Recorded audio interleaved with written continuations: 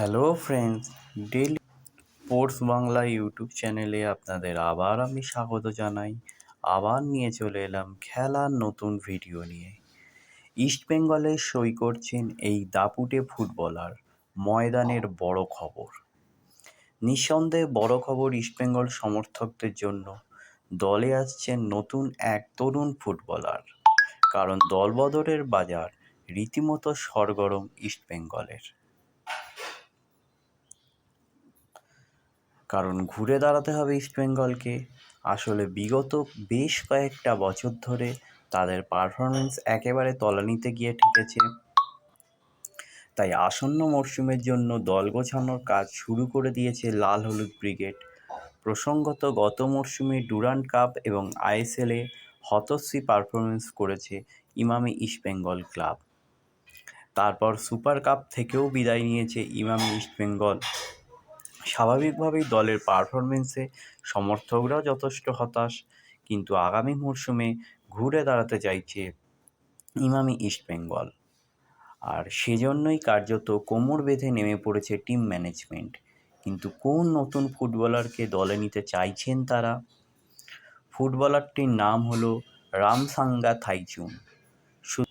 ফুটবলারটির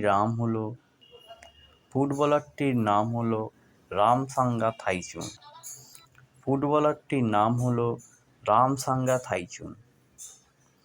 সূত্রের খবর, তরুণ এই ফুটবলারটিকে দলে নিতে ঝামাচ্ছে লাল হলুদ ব্রিগেড।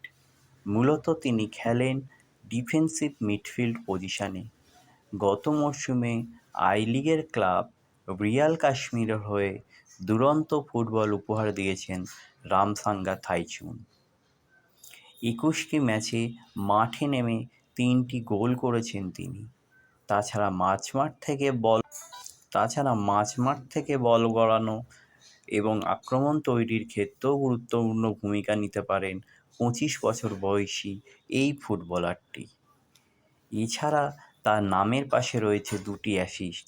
শোনা যাচ্ছে এই রামসাঙ্গাকে দলে নেওয়ার ব্যাপারে ভীষণভাবে আশাবাদী ইস্টবেঙ্গল ইমামি এফসি।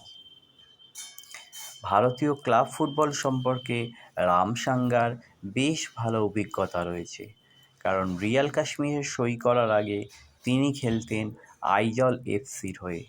সূত্র মারফত জানা যাচ্ছে, এখনও প্রতিভাবান তরুণ ডিফেন্সিভ মিডফিল্ডারকেই এবার দলে নিতে আগ্রহী লাল হলুদ ম্যানেজমেন্ট। রামসাঙ্গা থাইচুন সই করতে পারেন ইস্টবেঙ্গলে, সেক্ষেত্রে লাল হলুদের মাঝমাঠের শক্তি যে অনেকটাই বৃদ্ধি পাবে সে কথা বলা বাহুল্য। তবে এখনও কিন্তু চূড়ান্তভাবে জানা যায়নি সেই উত্তর দেবে সময়। তাহলে এই হলো আজকে আমার ভিডিও। আবার বলছি, আমার চ্যানেল যদি আপনাদের ভালো লেগে থাকে অবশ্যই আপনারা আমার চ্যানেলটিকে সাবস্ক্রাইব করে নিন, পাশে রাখা বেল আইকনটিকে ক্লিক করে দিন, যাতে সবার প্রথমে আপনারা আমার ভিডিও দেখতে পান। তাহলে আপনারা প্রথমেই জানেন যে ইস্টবেঙ্গল তাদের যে 6টা বিদেশি ছিল তার মধ্যে 3টে বিদেশিকে তারা বাড়ি পাঠিয়ে দিয়েছে। তার মধ্যে আছে রিচার্ড সিরিস, মেসি বৌলি এবং আর একজন জর্ডনের যে প্লেয়ারটা ছিল তাকে। এইবার কিন্তু ইস্টবেঙ্গল যে 3জনকে রেখেছেন তারা হলো Madih Talal, Saul Crespo, Dimitrios Diamantakos. এছাড়া ইস্টবেঙ্গল নিয়েছে কিন্তু মোহাম্মদ রাশিদকে এবং ব্রাজিলের মিগুয়েল পেরেরাকে। এছাড়া ইস্টবেঙ্গলের কিন্তু 6ষ্ঠ বিদেশি বাকি রয়েছে। এছাড়াও ইস্টবেঙ্গল ভারতীয় প্রচুর অনেক প্লেয়ারকে তারা কিন্তু টার্গেট করছে। তাহলে এই হলো আজকে আমার ভিডিও।